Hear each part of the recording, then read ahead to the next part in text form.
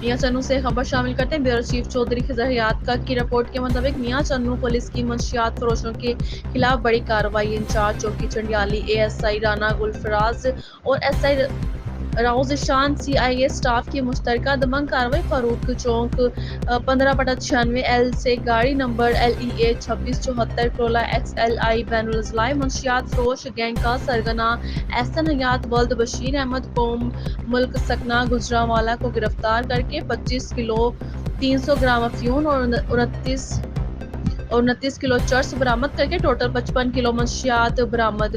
مقدمہ درج کر لیا۔ اعلان میاں چنو کے عوام نے DSP مہر ناصر ثاقب سیال اور ان کی پوری ٹیم کو خراج تحسین پیش کیا۔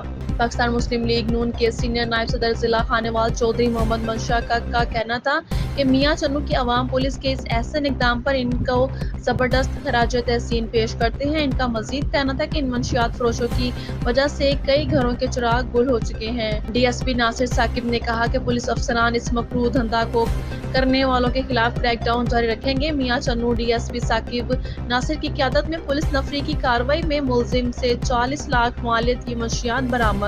DSP کی افسران کے ہمراہ پریس کانفرنس کرتے ہوئے کہا کہ ایسا دھندا کرنے والے ناسوروں کو کسی صورت معاف نہیں کیا جائے گا۔ ان کے خلاف سخت سے سخت قانونی کارروائی عمل میں لائی جائے گی۔